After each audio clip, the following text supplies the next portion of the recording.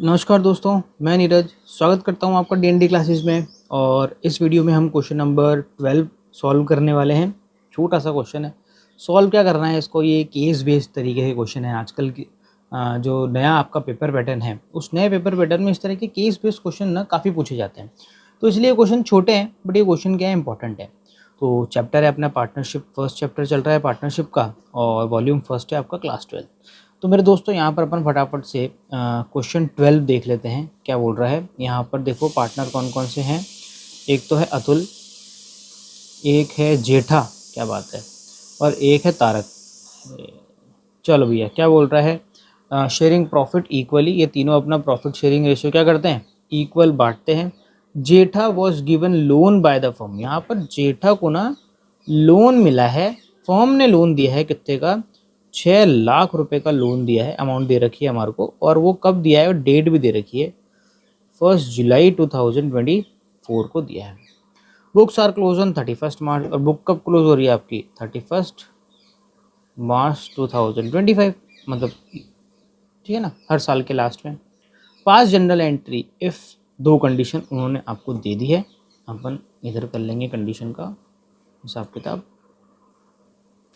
Condition ए, condition ए में ये बोल रहा है rate of interest is not agreed, और दूसरे में बोल रहा है rate of interest to be charge is agreed at the rate 10% per annum. यहाँ पर क्या हुआ है मेरे दोस्तों, जो जे है, मतलब जो जेठा है, जेठा ने 6 लाख रुपए का क्या करा है, फॉर्म से लोन लिया है। और दो अलग अलग कंडीशन है जिसमें ये आपसे जनरल एंट्री मांग रहा है। पहली कंडीशन तो ये है कि फर्म ने या पार्टनर्स ने किसी भी तरह का कोई भी रेट ऑफ इंटरेस्ट डिसाइड नहीं करा है। और दूसरी कंडीशन ये है कि उन्होंने क्या करा है, 10% पर एनम की रेट से इंटरेस्ट चार्ज करना डिसाइड करा है।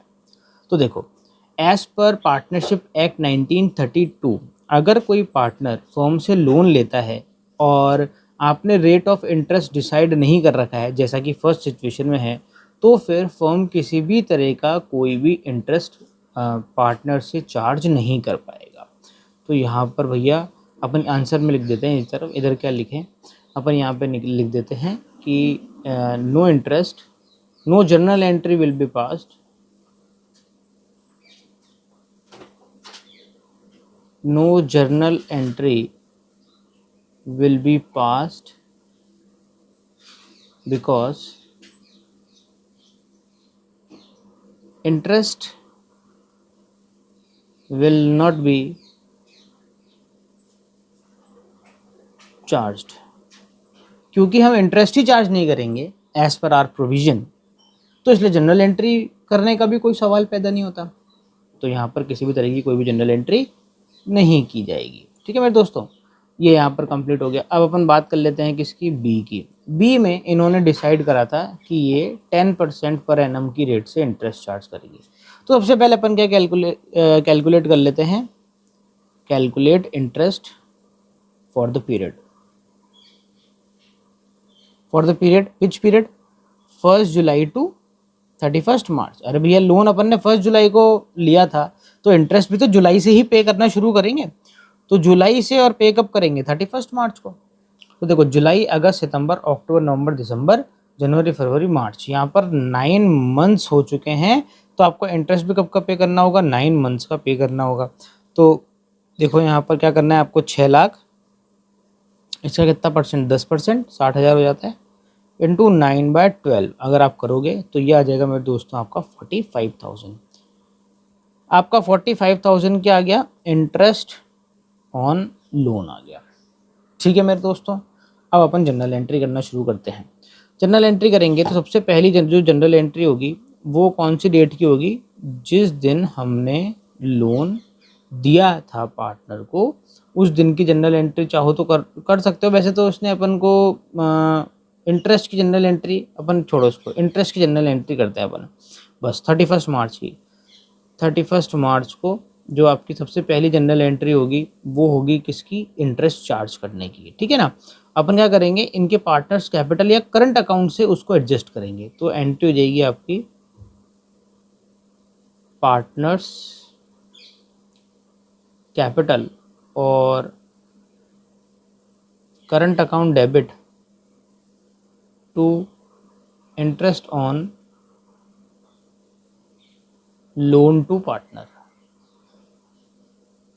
ठीक है। कितना निकाला था आपने? 45,000।